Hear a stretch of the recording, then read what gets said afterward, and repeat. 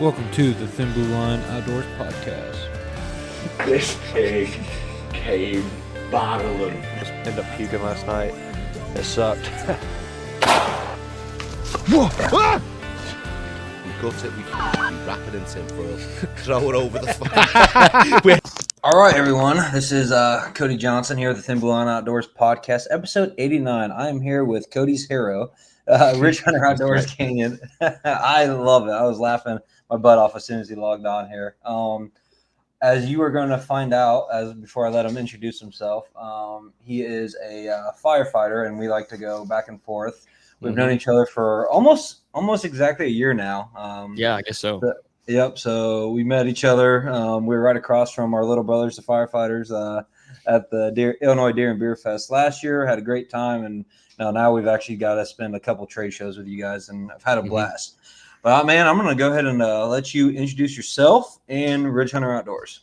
For sure, man. First of all, I'm at least repping the brand today. This shirt I almost that you threw your gave hat me on. almost a year ago. Right there. Sure you did.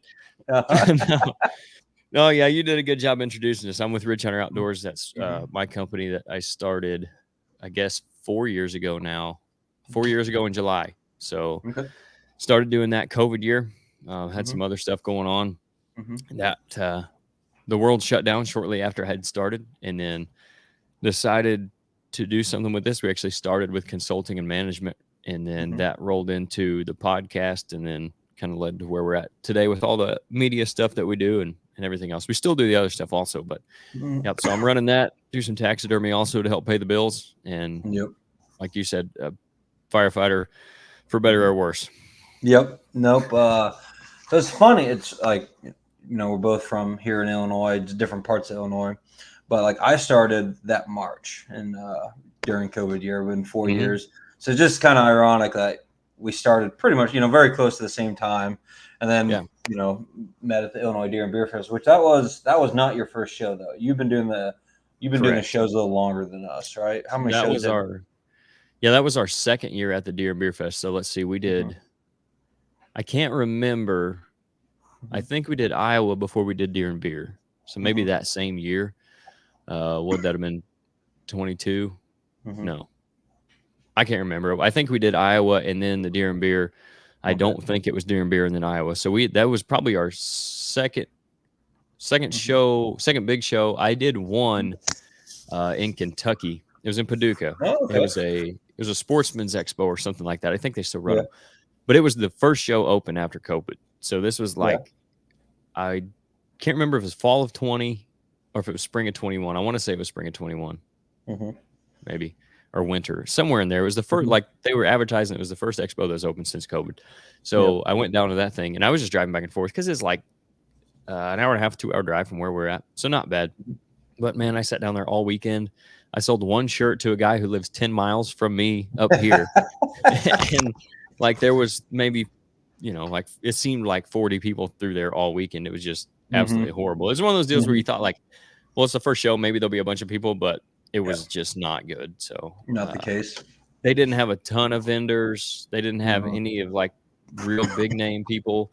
And it was that was my first show too. So I didn't know what to expect going in. And it was just not a great experience. So then to go from that to the Iowa Deer Classic was like just a shock.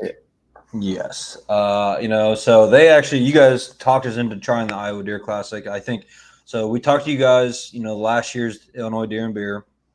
I think I went home in that week, sent John from Iowa, sent him an email saying like, hey, heard there's a waiting list. We'd love to get in. And I got a call in like October and I had already been to the Iowa Deer Classic just as a guest, a few times and enjoyed it. But like everybody, I can't stress enough. If you haven't went there, man, it's like the Mecca for deer hunters. It's awesome.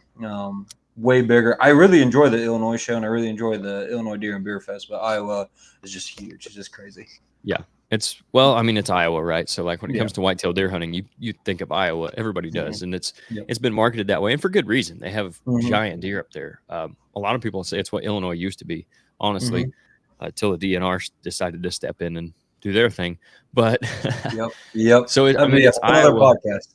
Yeah, right. Yeah, But it definitely is the mecca for Midwest whitetail shows. Like if you go down south, the Dixie Deer Classic is huge, obviously, and it runs. I think it always coincides with the Deer Classic in Iowa. So like, thought about wanting to do that show, but how do you leave the Iowa show? I mean, and the time wise from us is about the same, so like it just makes sense to stay where we're at. But the Dixie Deer Classic I know is huge down there, so like. If you're talking Midwest shows, for sure Iowa, and maybe all shows. Like I don't know where they compare as far as just deer hunting goes, because I know the NWTF is a massive show. Also, but obviously not just whitetail related, way more turkey. Clearly, and maybe we'll have to in the future. Maybe we'll just send both our Nates down and just let them go handle it. Go to Dixie Deer Classic without us. See how it goes. Yeah, that'd be great. Yeah, we could just send them down. They'll split a booth. It'll have to be a pretty sizable booth for those guys. Yeah. And they have to film everything. Oh, for sure. Yeah. No, that would be a good time for those guys. And it might be more fun for us to listen to what all they had to go through after the fact. Correct. But 100%. Yeah, that's definitely an idea. Probably a better idea to send both Nates than to send Blake and Nate after what I heard the other day. Yeah. If you guys haven't checked out, if you guys haven't checked the podcast out before this from us, we did it live at the Illinois Deer and Beer, and Blake and Nate got on the podcast, and it was quite comical. I was having a good time editing it. Yeah. So now, they threw their shade at us, and I don't want to do that. I want to brag on Blake because, like, I've never seen this before. He's the only guy I know that could eat a corn dog in one bite. I don't know where you're going with this. So I just thought I'd point that out. Like they were throwing a lot of shade at us, you know, and I just wanted to brag on him for a second. I've never seen anybody do that before. It's kind of a little uncomfortable when he makes eye contact. Yeah, but it's We'll definitely see this in a reel or snippet. I'll definitely edit this out. That's good. He needs to see that. I'm out here bragging on him while they're ragging on us, telling us how bad a boss we are. I'm talking them up every chance I get. You know. Well, Nate, right now, as we record this, tomorrow is the big day for him. For sure, going in surgery, C-section. So, as you know, as everybody knows this, once you guys listen to this, my buddy Nate should be a father, and I'm scared for the kid. Okay, like I'm scared for his wife. Like Godspeed for this kid, and we don't know if it's a boy or girl yet, so we'll find out. But, that's so they didn't find out, huh? They just wanted to wait and see. Yeah, they just wanted to wait and see what happens. Nate seems like the kind of guy who would also just pick one name, and whatever it is, just bam, you got that name. Yeah, I would. That's like he's not gonna pick a girl name and a boy name. I don't know his wife. She's got to be smarter than that. But I mean, obviously, if you just meet Nate, you can't be dumber.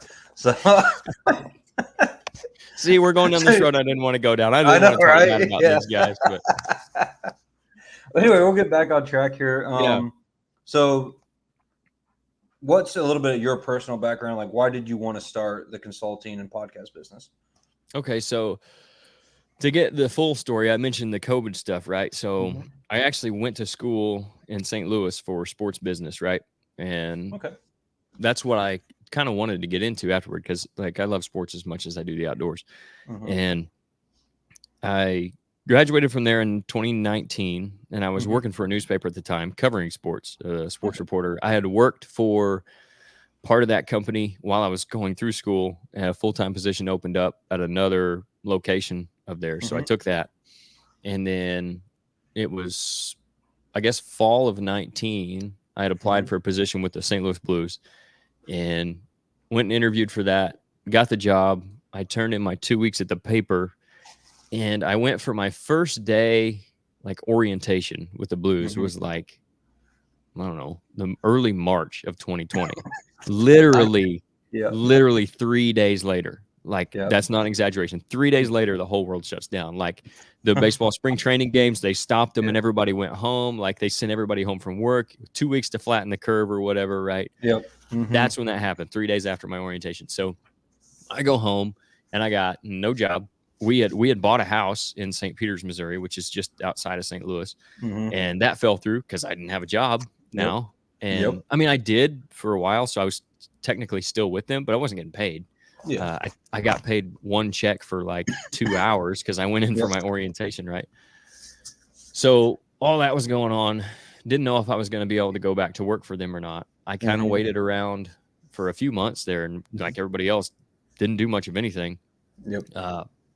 Till early July.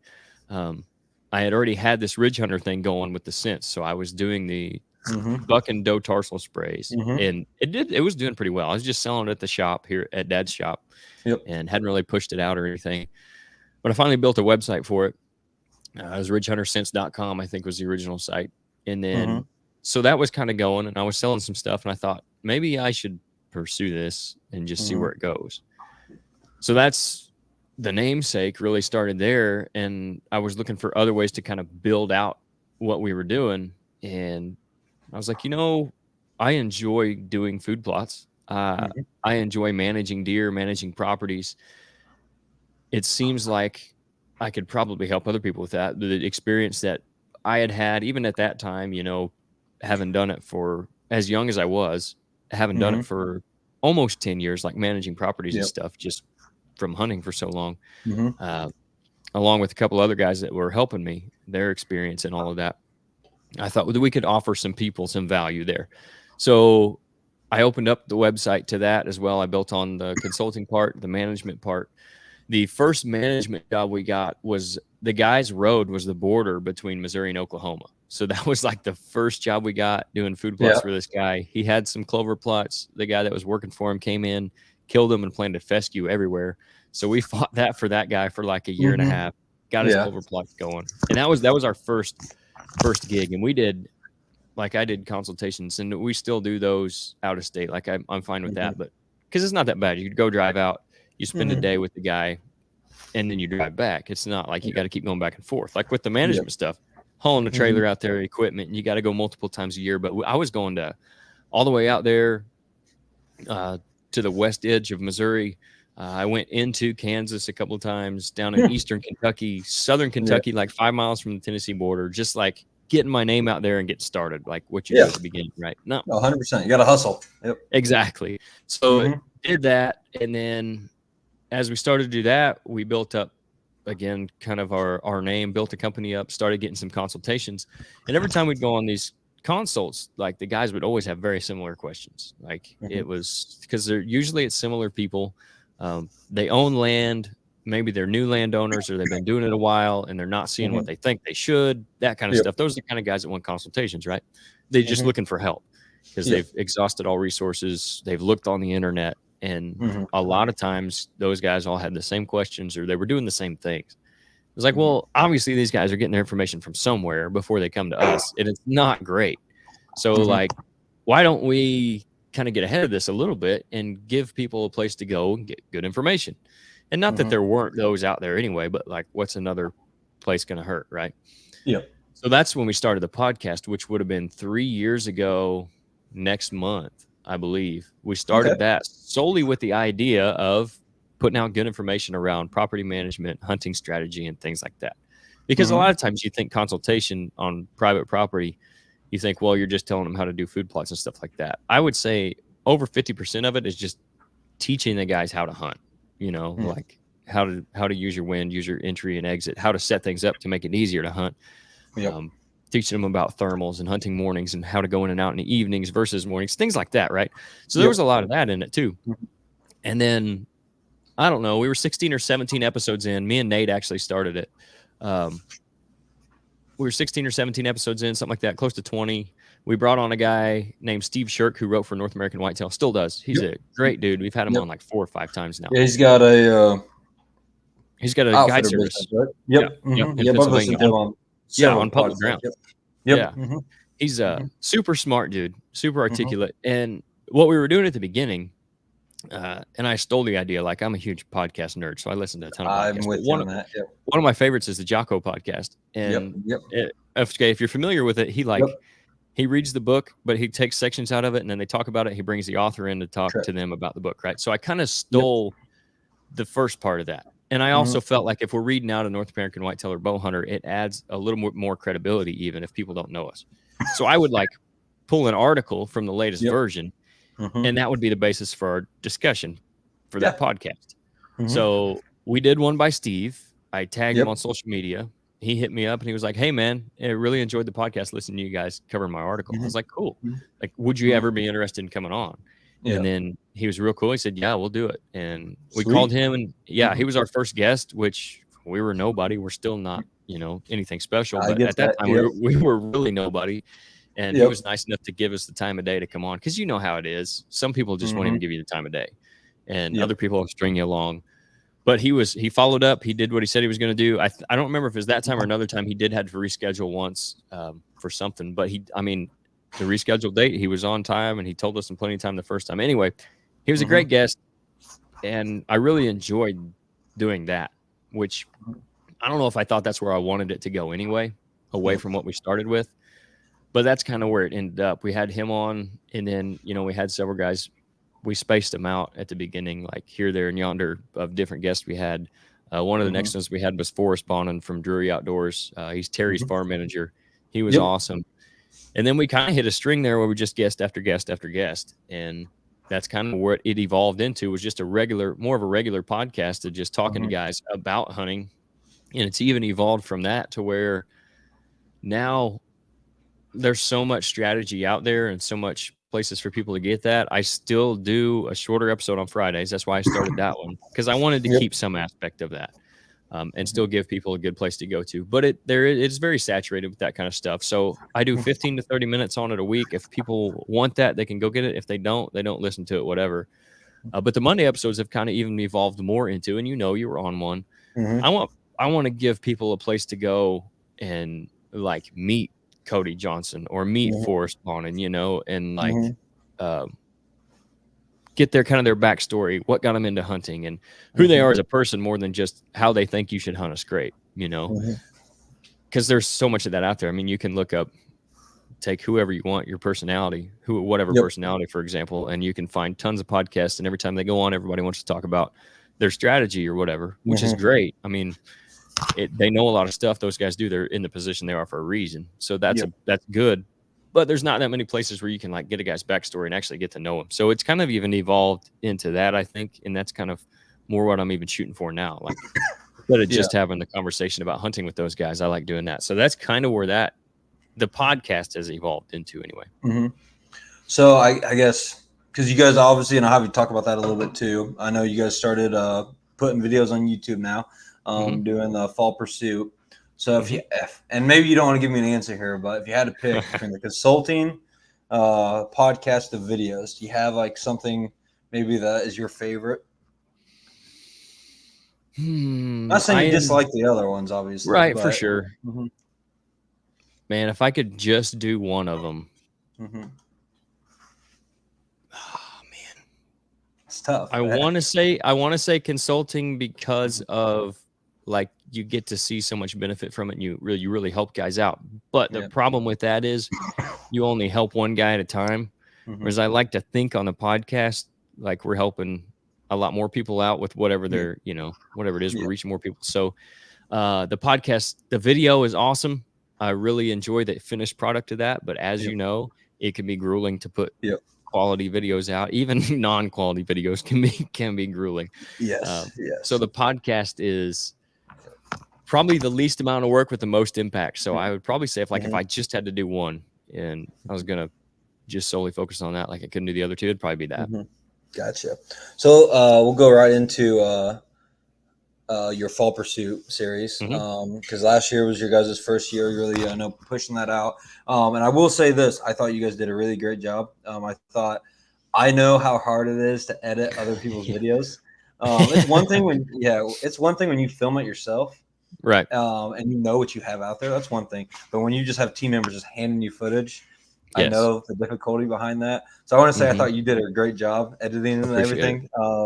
But yeah, if you just want to kind of talk about the reason you guys started Fall Pursuit and just how it all went last year.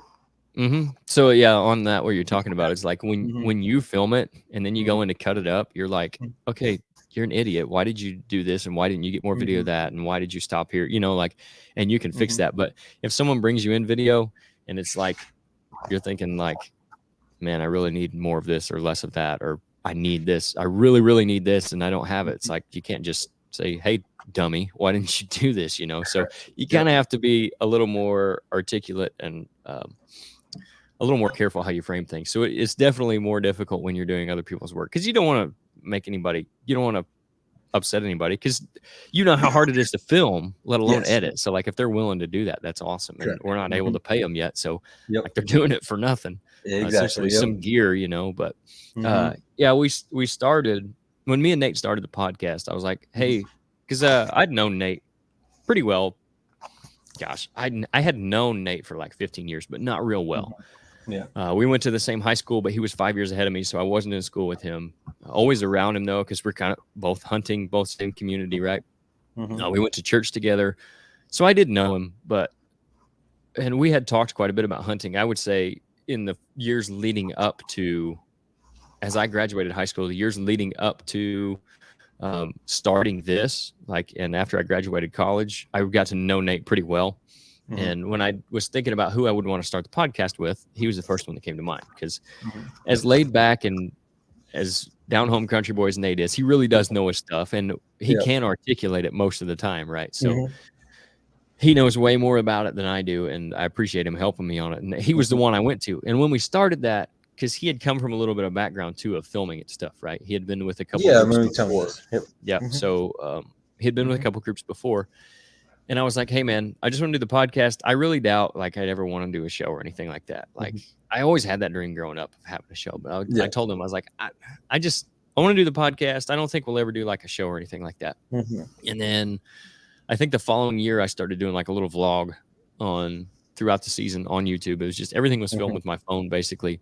And I started doing that, and I asked Nate if he would want to do that too. And I was like, I still don't we probably will never do a full scale show. It just seems like a lot of work. I don't want it to ever be too much. I still want this to be fun, but would you be interested in taking some video and doing a vlog? So he did one that year. He got video from one of his hunts, and that was a whole learning experience too.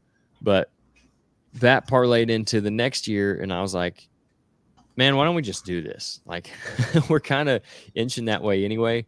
So let's invest in some decent equipment, and let's try to see what we can do. Because Nate's always seems like he's got really good deer. Blake, who we brought on after that Nate had known. I really didn't know Blake much at all, other than he was on a neighboring department.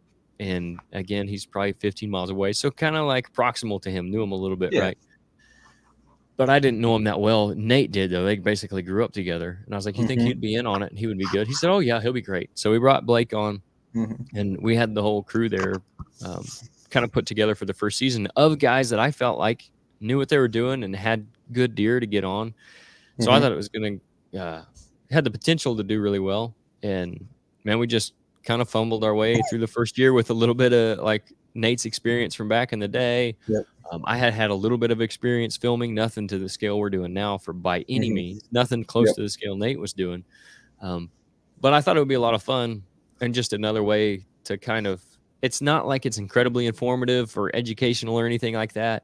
But the show, I do feel like we try to tell people why we're set up where we are. And we do add that element a little bit, but more just pure entertainment, because I saw the reception that the podcast had when we got more to that side of it, with the Monday episodes and the guests, was just more entertaining as much as it was education. And I thought it'd be something worth trying. And the other thing is, I saw other guys doing it, and I thought we could do at least that good, right? Oh yeah, no, I thought you guys did good.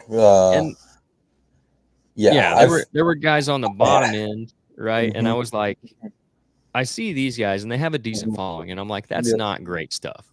The video quality's not good, the editing's not good, the content's not great, but they have a decent following. And then at this end of the spectrum, the other end is Heartland bow hunter, right? Yeah.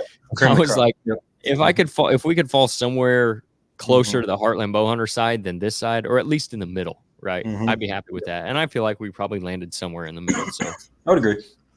I was happy with it. We're really looking forward to this year. Yeah, I really enjoyed listening to your guys' show. Like I said, and I told you this, I think in Iowa when I first saw you back, I felt some of your pain. So I've been there. You guys had such, there's times you guys had some great footage, and then just something happened at the shot or whatever, and I felt that to my core. I get that. It took So this will be my third. Well, this will be my fourth season. So last year was my third year having other people film for me, and the first year I had other people film. It was just two guys. It was the Red Coat and the Redneck, and, which is a good one to have. Yes, 100%. But it was rough. His first footage was very, very rough. I can imagine. Yeah, and then next year we got a couple more guys, and then last year is when the first time we really had a whole team.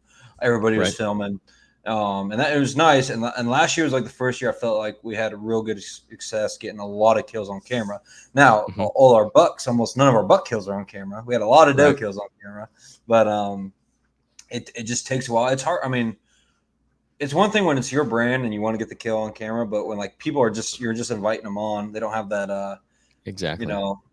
It's like, hey, I could reach over and turn this camera on real quick and it'd probably be okay, or I could just shoot the deer right now. Exactly. And it's just it's the motivation is not the same, right? So like it's Blake tells everybody we see at these shows, he's like, yeah, man, we're gonna try to get it on video, but I'm a hunter first. I'm gonna kill it. I'm like, that's great. Like, what am I gonna say? The honesty. Exactly. Right. Like, and I don't expect anybody on the team to pass up an opportunity to kill a nice buck to get it on video. Would I like them to do everything they possibly could to get it? Yes.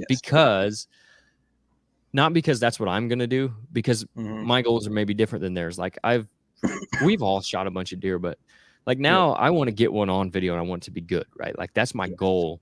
And that's what I'm going to be happy with. If I kill a nice buck and it's not on camera, that's great. I killed a nice buck, but it won't mean the same to me. Right. But you, I'm sure the same way, like that I do, you have the vision of what it could be, right? Like you have a good group of guys. We got a good group of guys. We've seen what we could do in previous years if we could put it all together and have the same like dedication to getting it on film. Like if that, I feel like for us, especially, that's the missing link of like where we could really start to do something is just the commitment to getting it on camera and getting that kill shot. And that could springboard things for us, I feel like. And it's like Nate was talking the other day. He said, I feel like last year we had some really, really good footage. He said 90% of it was awesome. He said, but that last 10% where the shot happened, he said, like you said, just something would go wrong, whether it was... That's the hardest percent, man. It is. Whether it was... And you don't think about it till you actually start filming, but it was like we got freaking awesome footage 2 days in a row, 2 mornings in a row. The deer I shot coming around the pond bank, like beautiful buck in the morning, grunted at him and brought him in, and I shot him and hit him and we didn't find him, right? And the very next morning, Blake's #1 target buck, 160-inch 11 mainframe 11 pointer. Just beautiful video of him walking through the woods. Looked like a tank. I mean, just 250-pound buck plus, walking right in. Great lighting, like that kind of morning where it's bright enough to see everything, but you can still get the feel of like this is a November morning. And he walks into like 40 yards and Nate shoots over his back, right? Or the one that the autofocus buck. That's what I've called it. Where that's rough. Was on autofocus, right? And that happened. Or the camera moves at the last second. Dusty had that happen to him. The one he did kill on camera was like in the bottom right corner of the screen. And I've now on our YouTube put the little watermark in the bottom corner where you can subscribe during the video. So now that that's on there, it wasn't last year, but now that that's on there, you can't even see the shot because it's so far in the corner of the screen. I didn't even think about that. Yeah. And it was like, or things would happen so fast that they just couldn't get it right. When we had a couple does killed on camera, there was one buck from youth season that it's decent, right? Like it's on camera, it's moving a little bit, but I mean, it's so hard to close the deal on camera, and it just gives you so much more respect for the guys who do it and do it well, right? Yes. Yep. Like whatever you think of those guys, you have another respect for them. Yeah, like you guys said, Heartland Bowhunter. They do it cream of the crop. Now, obviously, they got a guy in a tree with them most of the time. For sure. But like Midwest Whitetail is one I always use, for example, too. They do a good job. Their Chasing November series is like top of the line to me. Yeah, you've been watching it? I know I have. Yeah. Now I will say this, and this is nothing against them. It's more of just like you missed Bill, right? Yes. Like if nothing else, for the narration. The first year he left, I think Josh Sparks might have narrated that year. Yep. And then The following year, Bill came back. He wasn't with them anymore, But but he narrated. And it was Yep. like, man, that's what it's missing, right? Correct. And then now this year's, and not that Josh does a bad job. I think he does a great job. It's just, it's not Bill, right? Not Bill, and that's what we grew up. Yep. Yeah, I mean, did that? So I guess I was going to ask you. I got the sense watching your Fall Pursuit series last year. Were you trying to almost go back a little bit to maybe the old days with Bill? Because I honestly, when I first watched it, I kind of got the old Midwest Whitetail vibes with Bill, and I got that, and I'm like, oh, I like it. Like I like where you're going with this. Yeah. So I would, we had this discussion a couple of days ago too. Like that was definitely a huge influence. What they were doing, he was so far ahead of his time on like everything on the internet and semi-live, right? But the semi-live part, because everything's on the internet now. Yeah. But the semi-live part, I really loved the idea of that. Now they were doing freaking daily videos, so they go out and hunt in the morning, edit in the middle of the day, go hunt in the evening, edit at night, and then do it all again. And posting a video every day of what was going on. And then if they killed something, maybe they put something together afterwards, right? Like a whole hunt. I can't do a day at a time. Like if there's ever a time where I could afford to do that, that'd be awesome. But I just can't, right? You got bills to pay and a job to do. So, but I still love the idea of doing something semi-live. That way, people that watch it can go back and when they watch, it's like what's actually going on now. They can kind of get a feel for it. If I got vacation days coming up, this is what these guys are seeing. This is what I can expect.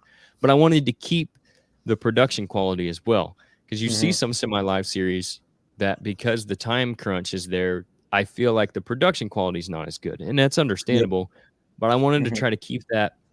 I have the equipment to do all the voiceovers. Again, love the way Bill would do that on Midwest Whitetail in the Chasing November series. So I wanted to incorporate that. So that's kind of where that came from. And then on the filming side of it, and this is what we were really talking about, was Heartland Bowhunter has their style, right? Like it's very, very cinematic. And if you listen to those guys talk, Mike, who I've talked to several times, he's an awesome dude. He's always willing to help out. Like I've asked him different questions on stuff. But him and the other guy's name just. I know you talk about the two main guys, right? Yeah. So you listen to those guys talk about it, and that's what they want to do. They want to do very cinematic stuff. They have a passion for like movies and theater and things. So like that's why they do all the slow-mo stuff that they do, and the intros, the way they do them, and they have like the screen. Like you'll see on a lot of people's, it will be full screen, and theirs has like the black strips at the top and bottom. It's because it's more like a film, right? There's that, and I can appreciate that, but I always liked, and that's so much work, and it takes so much talent to do that.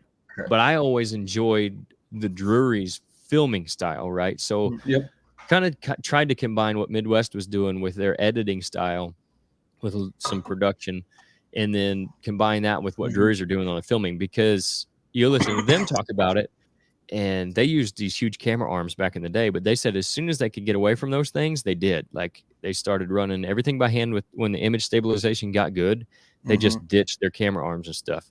And there's advantages and disadvantages to both, but it definitely, when you're free-handed, and we run shoulder rigs on ours, and the image stabilization is really good. So even if you're on a camera arm, like, you're still going to have some stuff that's kind of bumpy, right? And it's not going to be perfectly smooth unless you're spending gobs and gobs of money on that stuff. So, which we don't have that to spend.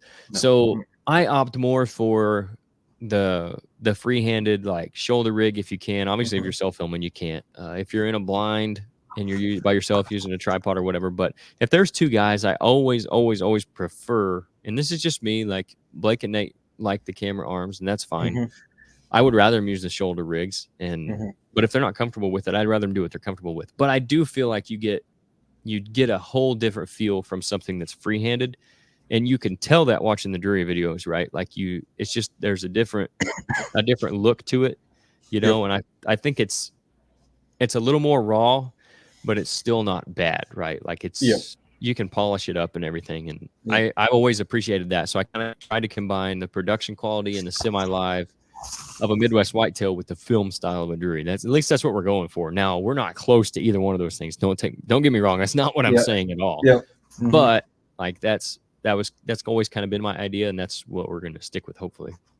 Yeah, no, like I said, I really enjoyed you guys' videos last year. I'm going to keep watching them. I know I kind of feel the same way with the Juries on that. That's how we do a lot of, I'm I'm usually the guy in the stand filming people. I'll give up more of my time, but I usually free-handed. I don't bring a shoulder tree arm with me if I'm the one filming. Now, obviously, if I'm self-filming, I have to have a tree arm. So have to. And that, dude, I got so many different so many cameras in the tree with me anymore because I give my guys so much shit essentially if they miss the shot on camera. I'm like, I cannot miss a shot because if I miss a shot, they will give me, and it's got to be on at least one camera somewhere. Exactly. Exactly. But so I feel like go ahead. Oh no, go ahead. So I have on my big camera now, I have a GoPro on the top of it. So I got a zoom in angle, wide angle, and then I have usually one POV camera on me, and then another one has like a random angle of some kind too. So it's just ridiculous. You got everything covered. Yeah. I back to the camera arm thing too, like in freehanding, there are times this year, the buck that I shot and even the one that Nate shot, I could have got on film the one that Nate shot had I had a camera arm on, but I would have had to step all the way away from the tree out on the platform, swing the camera between me and the tree. Who knows? It was quiet that morning. Like if I make a noise, if that thing catches me moving, who knows if that works out. The buck that I shot, there's no way I don't think that Nate could have got the angle he got on that buck if he was attached to the tree. So like there's times where those quick detach things are great, but you got to fumble with that if you're going to mess with trying to get it. And then you don't know it till the last second. So like you don't know you're not going to be on that buck in that window until he's in that window, and then you're going to detach that thing and try to get him. Like no, just that's another reason I like start freehanded for sure. But yeah, Blake's got a GoPro that he forgets to turn on. I've got a GoPro that we'll take. Dad's got one that he takes with him, but I just at least two, especially self-filming, right? Like you got to have something that you can give people to look at instead of the camera making them dizzy trying to find the deer in the woods, you know. And you don't, and if you do that, you don't have to do a lot of like after the shot. So actually just yesterday I was watching a video where the Hunting Public guys were reacting to some old video of, I think it was Warburton when he was on Midwest. But you would see this all the time. This just made me think of it. The deer would be coming in, right? And the cameraman would be on the deer. And you know they only have one camera because we're talking like 10 years ago, right? They have one camera. They don't have a secondary view. And it cuts to like him clipping on his release. You know? And the other guy that was watching the video with him, he was like, I know he took the time to film you clipping that release on as that buck was coming in. You know? Like, no one's doing that. So you don't have to worry about that stuff if you have those other cameras. That's one thing that's great, you know. So that actually brings up a good point. I refuse to do that. I did that for one video. Hate, like, even though I don't know if everybody else knew it, I know like people who have done this, they know it, but it bothered me looking back that like I reenacted that and I hate it. So now I don't do that. That's why I usually have a second angle on me, so I can it's actually like I refuse just to reenact shit. Like I just it bothers me. I don't want to do it. If I miss it, I miss it. Like and if I know other people, like I listen to Copeland Creative Redneck Tech podcast. I don't know if you ever listened to him. I know of it. Yeah, they do reenactments all the time. He'll flat out tell you like you have to tell a story, and I understand his reasoning, and I respect it. I just don't like it, so I'm not going to do it. Yeah, that's what I was going to say. Like it almost like I feel you probably feel the same way, but it seems dishonest. Even though I understand the guys do it, and I got no problem with it, but to me it seems dishonest because I'm showing something after the fact or whatever. And guys have done it for years, and guys still do it, and that's fine. I don't want to do it either. It's kind of like, not to get too far off topic, but I feel like it's similar. When I go to a concert or something, or listen to something that's advertised as live music, and then there's 3 people up there and they're playing with tracks, like I would rather. Just like with the hunting thing, I'd rather see what video you actually got in the moment, right? I want to see what you actually got, not something you went back and filmed afterwards. I would rather hear what that group can do with 3 people and no tracks than listen to the big full thing, right? Like that's not live music. To me, it's not. And especially in ours, it wouldn't be like a semi-live, realistic kind of thing if we were going back and refilming stuff, you know? Nope. I agree with you. So I guess before we get into the little bit of the first responder side of things, you know, there's going to be people who might listen to this who want to either start their own YouTube channel or start their own podcast. I know I've seen it now. You and I have talked about it where we've actually outlived some people who started doing the same thing, kind of what we're doing, and now they're no longer here. They just, things end, whatever. I guess what advice would you give them, whether it's podcast or YouTube? And then maybe some challenges they may not realize in their future if they go down this path. Okay. So first of all, like, to get started, we talked about this a little bit on one of our Friday episodes, the one we did at the Deer and Beer Fest. We recorded from there, but the biggest thing is to just start, right? And that, whether that's filming your hunts or doing a podcast, you can literally do either one of those with a cell phone. It's not exactly.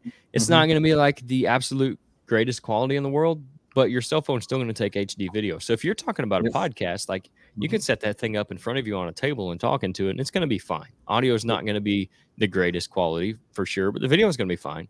And flip that if you're hunting, right? The video is not going to be the greatest, but at least you're starting. Like I said, that's how we started doing those vlogs and stuff, just filming on our phones. And we weren't getting great video of the deer, but that wasn't really what we're trying to do at the time either. So there's the barrier to entry is so low. Like, it costs nothing to post on YouTube, right? So if you're just going to go that route, like, you just create your account, start getting some stuff together, and put it on there. They make some great apps on your phone. InShot is a video editing app for free that you can use on your cell phone, and it's got a lot of decent features to it. So, like, you can put together some pretty decent video. That's what we were using for a lot of our first ones, and even a lot of our vlog videos after we started that, like off-season stuff, I was using that. So, yeah, just my biggest advice would be just to start doing it. And then you're never going to know the things you don't know until you start, right? Like, there's so much that you don't realize that you don't know. And there's specific examples for sure. Like with the podcast, I had no idea I didn't know what an RSS feed was. Like, you have to have that to distribute your content. Now, if you're just going to do YouTube, it doesn't matter. You just post it straight to YouTube, right? But I would say some challenges that you might see, and I'll kind of wrap that up a little bit. Start, if you enjoy it, keep doing it. Obviously, don't quit your day job, even if you have dreams of doing it for a living, right? Build what you can build. If you enjoy it, keep getting better. Put a little money back. If it makes any money, put it back into what you're doing, right? Like, don't go spend it on something stupid or go blow it all at the bar on Friday night. Like, use it as capital, put it back into what you're doing to buy some better equipment. And then next time you get some more money saved up, or it makes a little bit more money, like on a sponsorship or something, put that money back into it and make it better. If you enjoy doing it, if you don't enjoy doing it, then stop, right? But you're not going to know that until you start doing it. So some challenges for sure. One, you kind of mentioned, we've outlived some groups now. What I see a lot of times, and I'm very careful of this, and you have to be, and I'm sure you are too, because we've both been through situations even. If you're doing it by yourself, it's not that big a deal. But it's really hard to produce a lot of quality content by yourself, right? Especially when you're talking about, if you're just hunting Illinois, you get $2 a year. Even if you fill every tag, you could kill $2 and however many does you want. That's still only so much content. So if you're going to do a group, make sure, like, the guys, make sure that you get along with them. There's not potential for personality clashes, and some of that's just going to happen, right? You can't know everybody all the way.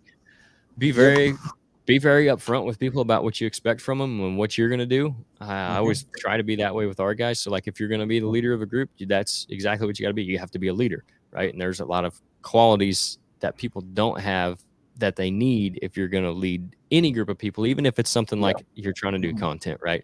So be very careful about, who you let in your circle, I guess. And, sometimes that might be at the detriment of something. Even if you got a buddy who you've known for a long time and you're friends with him, if he's the kind of guy that you can't stand for more than 20 minutes at a time, he probably doesn't need to be in your group, like eventually that's going to come to a head. So definitely I would say that if you're going to do a group. But other things is like just little stuff, like make sure you hit the dang record button when you're doing a podcast, because the last thing you want to do is have a guest on and talk to him for 30 minutes and then don't have it recorded. I have accidentally deleted stuff before. I have not hit the record button. Fortunately, it's not when we've had an outside guest on, so that's a positive, but we've had to go back and like kind of rehash stuff we've already talked about, which is so difficult to do because you've already had the conversation and like it's not the same, right? It's just like what we were talking about earlier with redoing it. So you don't want to do it the exact same because you can't. But there's a lot of little stuff that you won't have figured out until you start doing it, I guess, like the RSS feed thing, or figuring out how all the algorithms work with posting stuff, like whether that be YouTube I'm or still Instagram, figuring that out. Facebook. Like, how do you figure it out, right? Like, I'm running some experiments now, and I'll tell you a little bit. I think I might have told you this weekend, but when we get done, I'll kind of tell you what those I'm doing.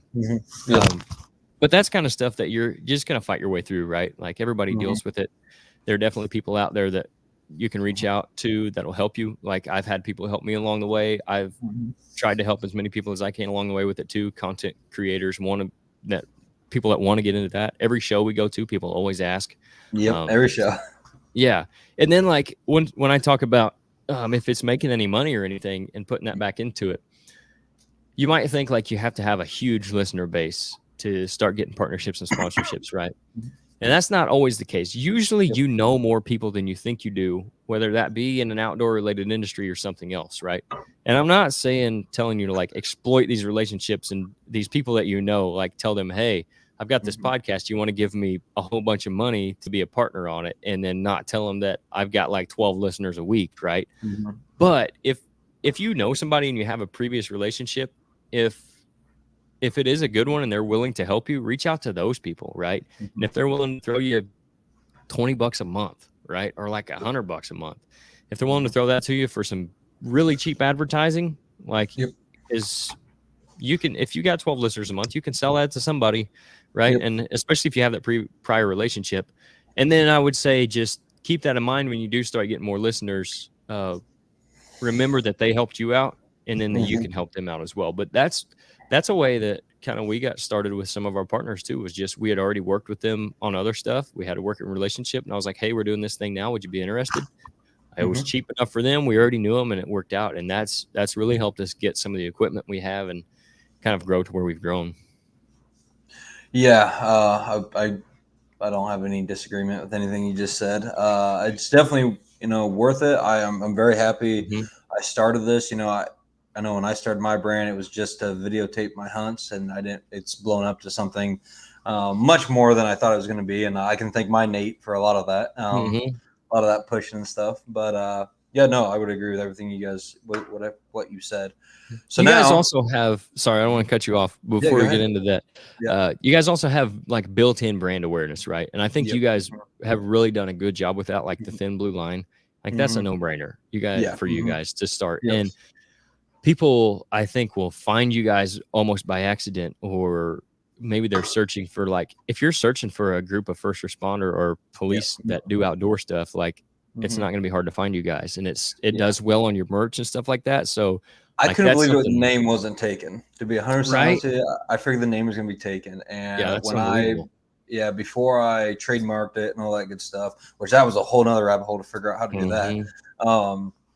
I found one Facebook page that had been deactive for like 5 years at that time. So now it's been deactive for like 10 years. So I'm like, I'm going to take it. And it worked out well. Yeah. That's something too that those challenges that might pop up, check your names. Like, don't come up with a whole name and build stuff around it and come up with a bunch of logo and then go on Instagram and find out that somebody has it. Just go ahead and do the research beforehand. One little loophole to the trademark thing: if it is your name, you don't have to trademark it, right? So I don't know if this was hold up in court or not, but a lot of people don't know. My middle name is actually Ridge.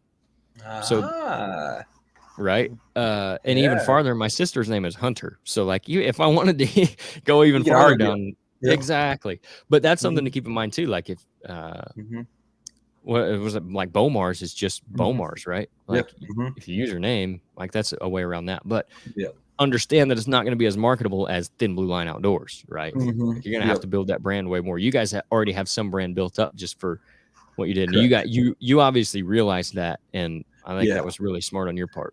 Yeah, because I'll be honest. So growing up, just like you said, I've been hunting since I was a little guy. I remember some of my earliest memories is waiting for my dad to return home from a hunt. Like, did he get a deer, duck, or whatever?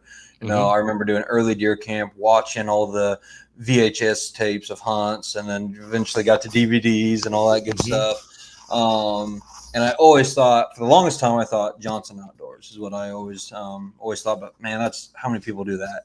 Exactly. And obviously, I come from a police family. I have a police background. I am a cop, and I'm like, that just makes sense. And we went that.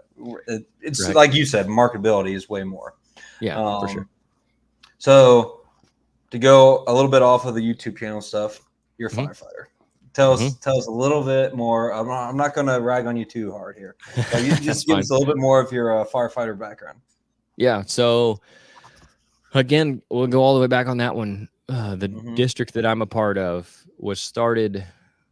I don't want to get the date wrong. I don't remember if it was pre or post war, but it had to have been in the 40s, early 50s. The first new truck that the district bought, I believe, was a 1957. So that gives you kind of an idea. Now, they were around before that, but that was the first new truck they bought. So it was pre-57 when they started. And Dad's actually got that truck. Him and another guy that we know are trying to restore it, but that's awesome. It takes time, right? So it's a sweet looking old truck. But so whenever it started, my grandpa's dad was one of like the 10 guys that started it, like real OG, right? Like he was one of the 10 guys that started the district, and it was the first fire protection district in our county. So is Wayne Fire, right? So him and 9 other guys started this. I think actually one of the other ones would have been my grandpa's some in-laws,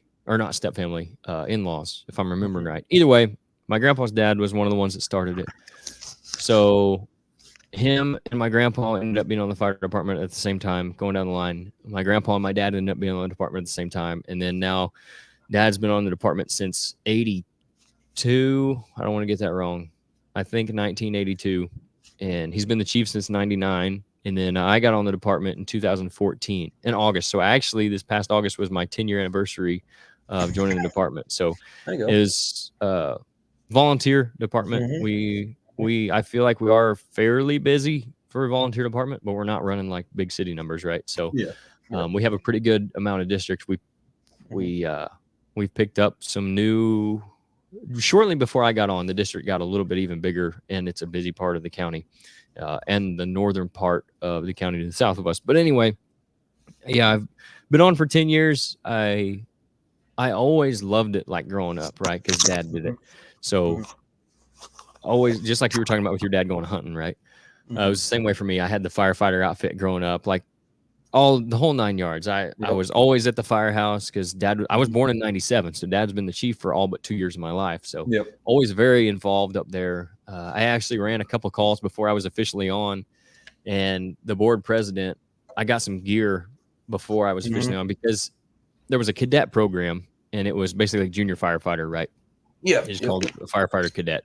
And it had gone away since the 80s. Like the guy that is the 911 coordinator now, I think was the last one that was part of it before me in the early 80s. And then you still had to be 17 to join that though.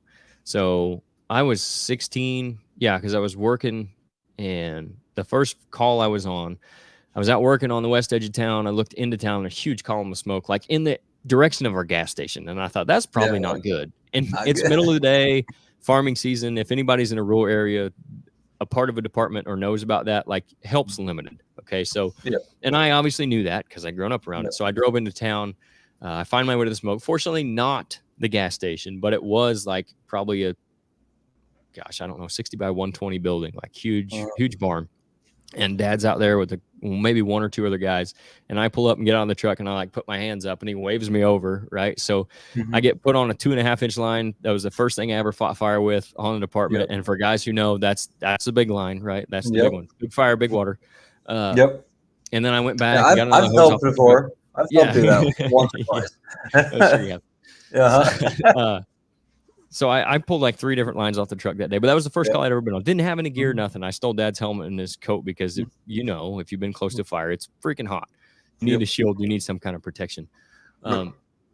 So shortly after that, the board president was like, if he's going to show up anyway, we need to get him some gear. Right. So I got some hand-me-down gear. I got a little bit of crap for that because of the guy who wore it before me, as you would expect, right? Like the fresh new guy, he's getting crap. And then I turned 17, maybe later that summer, that might have been the year I turned 17. That might have been 2014. It might have been the year before. Either way, turned 17.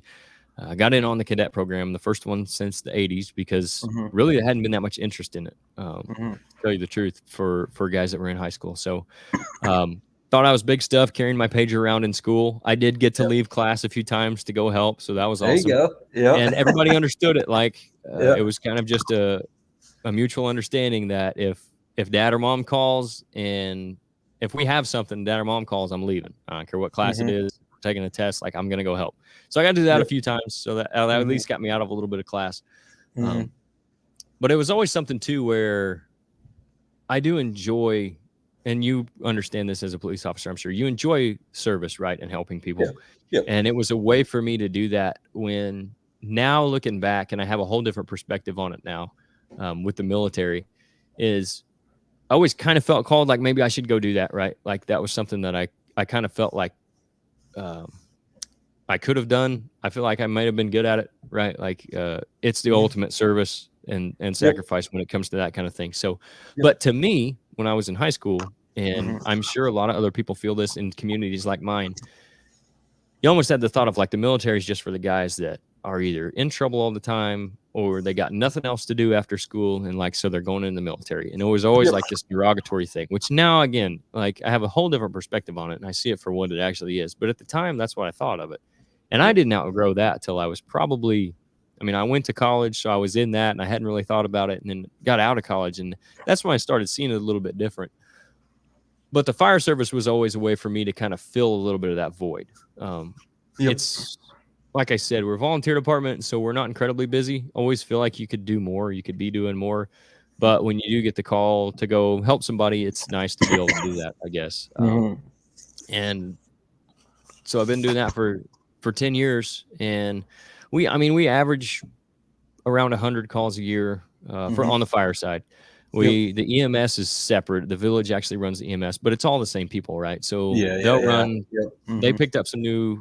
They picked up some new area now too. So they're up to like mid 300s a year. So altogether, we're running 400 to 450 calls a year. So it's more than one a day. If you want, you could run a call a day if you wanted to, right? Between fire and ambulance. I've been driving the ambulance on calls since I was 23. That was the insurance thing. Like you had to be 23 to drive. And then I took the EMT course and passed it, I guess, this past spring. So I have not quite been doing that a year now, but just started that too. So that's kind of the background and up to speed on where we're at today with all of that stuff. Because our department being volunteer, you didn't have to be EMT or first responder or anything to start with. So ours I believe is the same. Our local we got a couple local volunteers around here. So is everybody on your team firefighter? Now everybody except Dusty. So Dusty is not. Obviously Dad's fire chief. Nate and Blake are on the same department north of us. Nate, I believe, is a captain on that department, and then Blake's a firefighter like me. So okay, so I was like, first I thought you said Blake. I'm like, Blake's a captain now. No, gosh, no. No, Blake's just a normal old piss on like I am. No, as much as in all honesty, as much as I give you guys shit, obviously being firefighters, honestly, like we're from our county, Fulton County here. You know, we have one full-time fire department throughout the whole county. That's just for the city of Canton, and then everybody else is volunteer. And you know who has the full-time fire department that has people on? Guess who they call for help? They call for the volunteers. And honestly, and it's kind of, I don't know how it is in your area, but our volunteers are having a hard time getting more volunteers.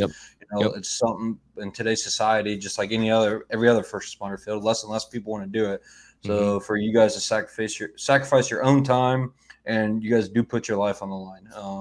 It's I give you credit for it, and we need people to do it. I got a couple guys who are volunteer firefighters on our team, and who aren't cops. And I know we always give each other shit because I think you guys running into a burning building is stupid, But they tell me the same thing. Like, you want to run at a guy with a gun, and I'm like, well, that kind of sounds like fun to me. So, I kind of understand that. So I appreciate your guys' service, and I'm gonna still give you shit, but I'm happy you're willing to do that stuff. So, we have the same thing. Like with our local guys, the firefighter and cop thing. You give each other Mhm. as much grief as you can, but at the end of the day, you're all on the same team. And I know, really, with the volunteer thing, it goes back to that service. I don't think people are as inclined to help others and be in service and Yep. sacrifice their time for that as maybe they used to be, because we are in such a self-centered world, right? Like, Yep. for Mhm. better or worse, mostly worse in a lot of cases. That's kind of the Mhm. direction things have gone, whether that's from the internet and social media or whatever, just the way things have gone and generations have raised kids, right? Unfortunately, our generation is in that spot where, like, a lot of people in our age group just aren't willing to go serve and sacrifice their time for something greater than themselves or something. And I'm not saying like something to, like, we're this great noble people as volunteer firemen, Yeah. but it does take time, right? You Yeah. have to be committed to it to do it well, and to do it to a level where if I was in a burning building, I would want me to be the one coming in, right? Yeah. I always feel that responsibility with it.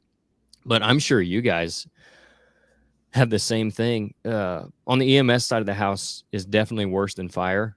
Mhm. And I don't, partially, I think because the firefighters, like, there's this stigma, like, you get to be the hero or whatever, Yeah, right? you get all the You glory, get to you do the know? cool stuff. You Yeah. know, you put the wet stuff on the hot stuff. Yeah. You save the day, right? You walk out Yep. in your cool gear and you're covered in soot with carrying your axe. You know, it looks like Yep. a movie or whatever. Mhm.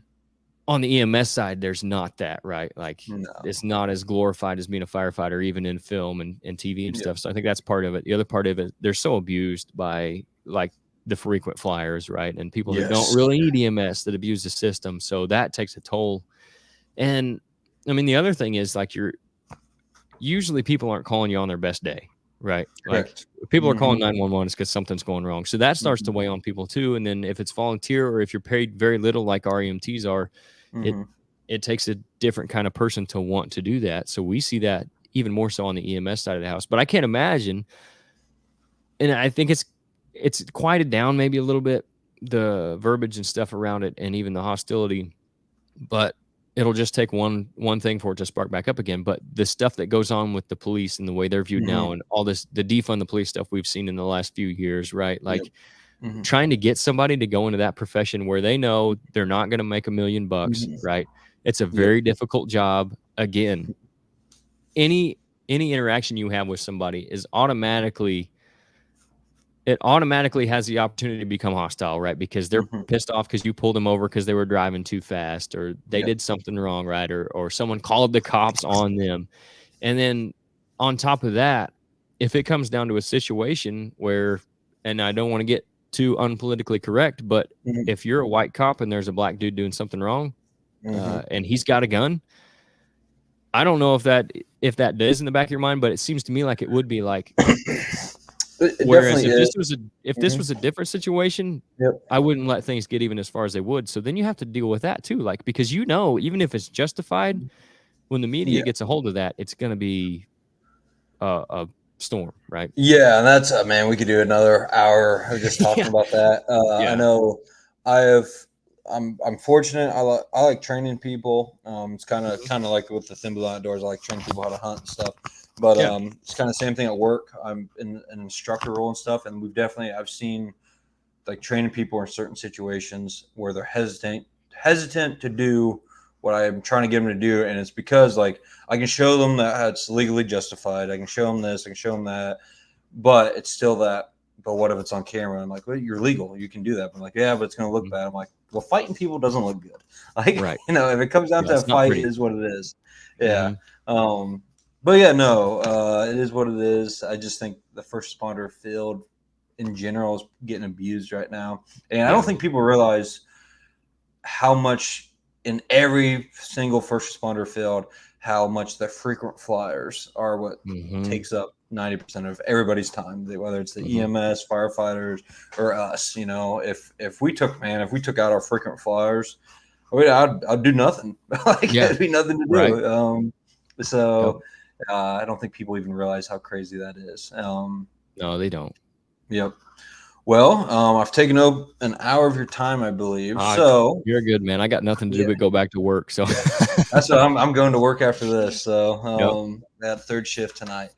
But Nice. real quick, if you want to do a final pitch about Ridge Hunter Outdoors, I know, like I Yeah. said, then we'll end it. But yeah, I'll definitely be giving you guys checking you guys out this year. But go ahead. Yeah, for sure. So ridgehunteroutdoors.com is our website.